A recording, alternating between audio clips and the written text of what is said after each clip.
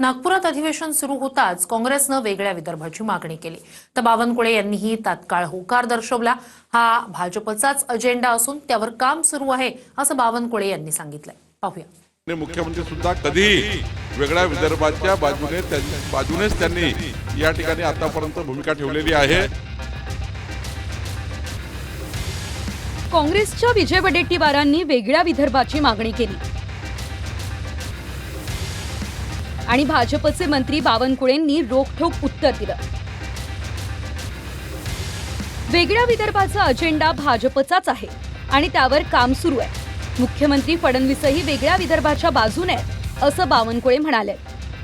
काल वेगळ्या विदर्भाच्या संदर्भात असं म्हणालो होतो की विदर्भामध्ये सामाजिक समानतेच्या दृष्टीनं वेगळ्या विदर्भाची जी मागणी अनेक वर्षापासूनची होती ती मागणी भविष्यात आम्हाला पुढे नेण्यासाठी आम्ही हायकमांडशी चर्चा करू, एवढाच माझा विषय होता। तिजोरी लुटून खात आहे त्यांना विदर्भाचा विसर पडलाय। उर्वरित विदर्भाचे मुख्यमंत्री असूनही उर्वरित महाराष्ट्राच्या दबावापुढे विदर्भाला पुरेसा निधी मिळत नाही आणि बॅकलॉग संपत नाही, त्यामुळे वेगळ्या विदर्भाची मागणी पुढे येत आहे।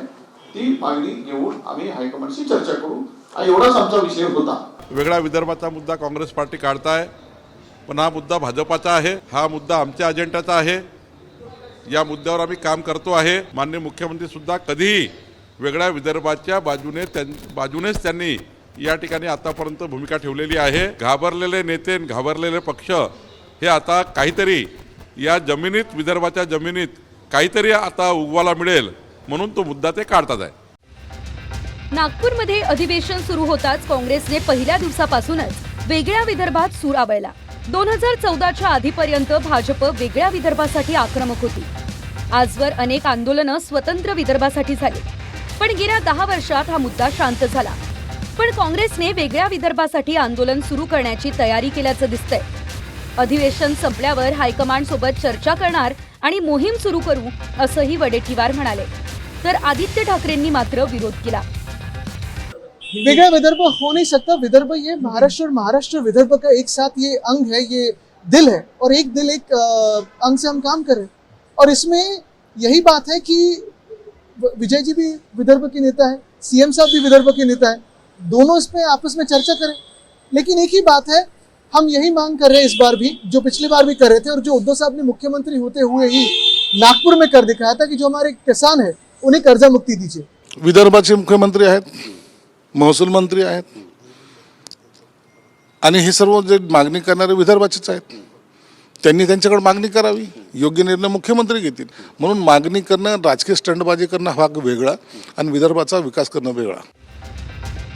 शरद पवार यांच्या राष्ट्रवादीची ही भूमिका ही वेगळ्या विदर्भाच्या बाजूने राहिलेली आहे। काँग्रेसने तर आंदोलन उभं करण्याची तयारी केली, म्हणजेच महाविकास आघाडीतले 2 पक्ष बाजूने आहेत। त्याचवेळी भाजप सकारात्मक असून काम सुरू असल्याचं बावनकुळे म्हणाले। सुनील ढगे, TV9 मराठी, नागपूर।